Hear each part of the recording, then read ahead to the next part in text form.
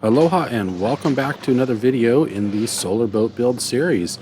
It's been a little while since we've done some work. One of the main reasons is the part that I need to work on now is just no fun. It's underneath the boat, so it's upside down with resin dripping in your face, etc. I think I'm on a little bit of a roll now using smaller pieces, the bigger pieces of pre-impregnated fabric, meaning I roll up resin ahead of time and try to put it in. The big pieces were just falling down and really hard to get up there, so by cutting into smaller pieces, it looks a little patchwork, but maybe we'll progress with the project and we'll make some progress as you see today. So the first step is to trim off a nice piece of the fabric, and it has been a little dusty in the shop, so I just was dusting off some extra dust there, and now I'll cut it into the sizes of the strips that I need for doing this next little part of the project.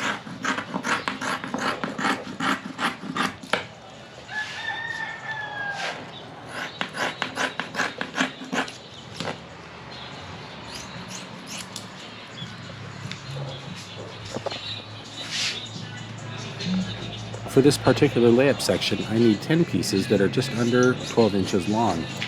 And we're going to be using these to help cover the gap between the deck and the cross supports on the underside of the boat.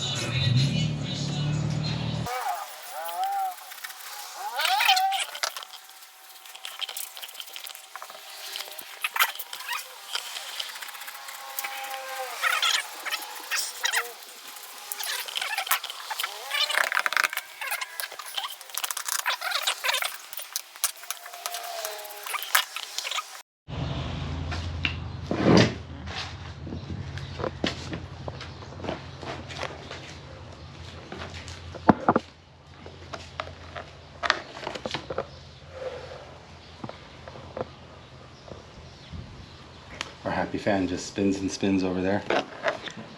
It's always so happy. It's getting slower now.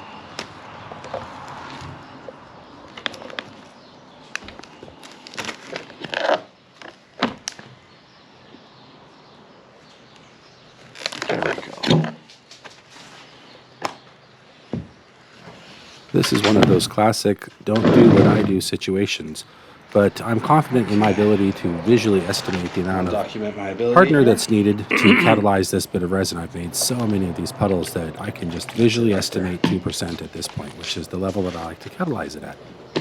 2%, 2%.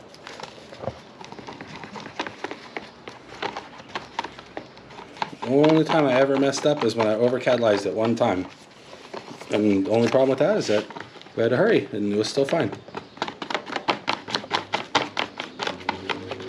Oh, and one time, on one batch, only one time did I ever forget to put any catalyst in. I remember that one.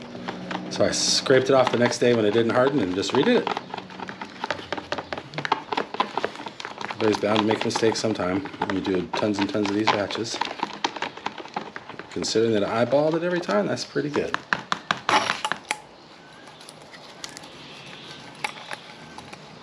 Okay, so now we're going to go down below. I'll meet you down there. What we're doing underneath here is we are glassing these cross supports onto the deck itself. And so I'm using little strips of fiberglass to overlap with each other. And then, of course, they've got to be longer than the layer underneath so that they overlap the length as well. In this way, we'll get it all nice and strong and very, very well connected, because we want to have a really good connection between the cross supports in the deck and the pontoons. It's what holds it all together after all.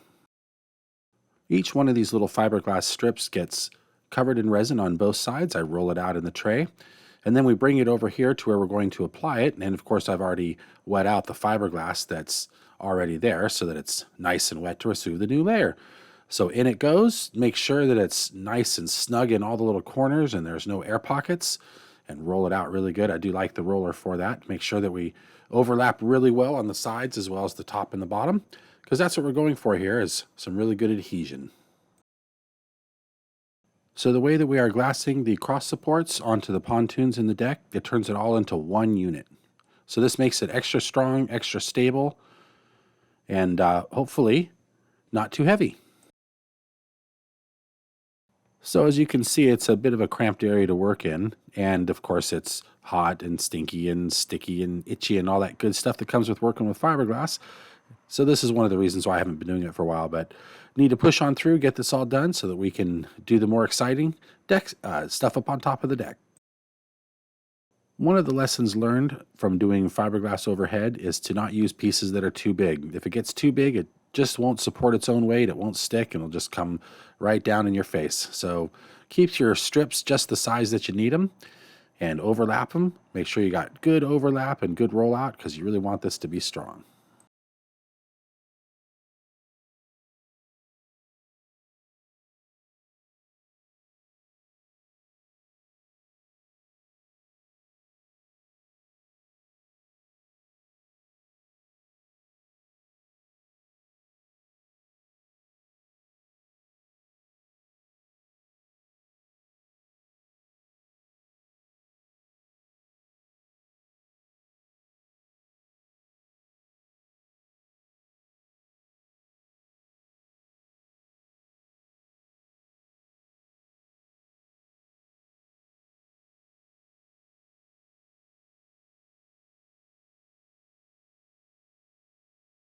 After experimenting with different sized pieces of wet fiberglass and getting them to stick to the area over your head, I've come to realize that if it's too big, it's just going to fall off. And so go ahead and make smaller strips and take your time and overlap them.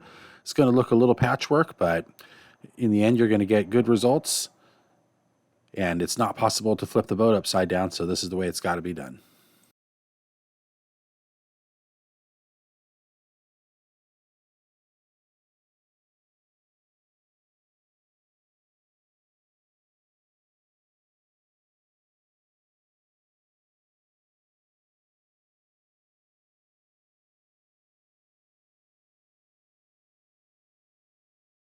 No matter how hard you try, there's just something about being upside down and working with fiberglass. It's going to get on your clothes, it's going to get in your hair, it's just going to be places where it doesn't belong. And that's just part of what we're doing.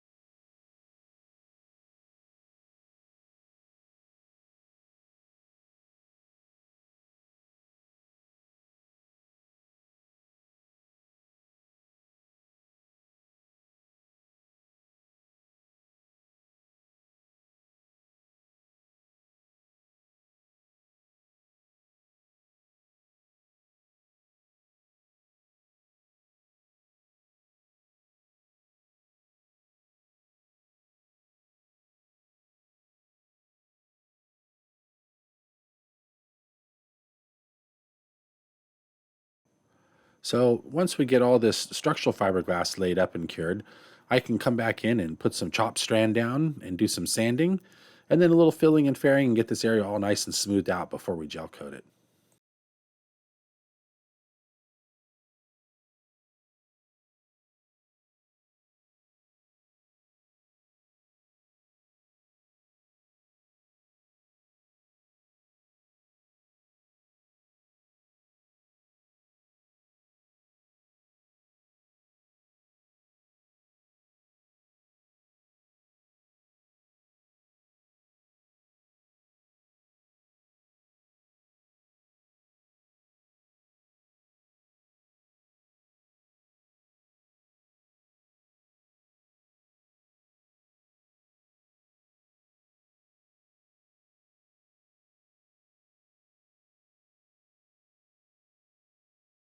Another thing I've learned with doing this overhead is that it's really hard to reuse these rollers.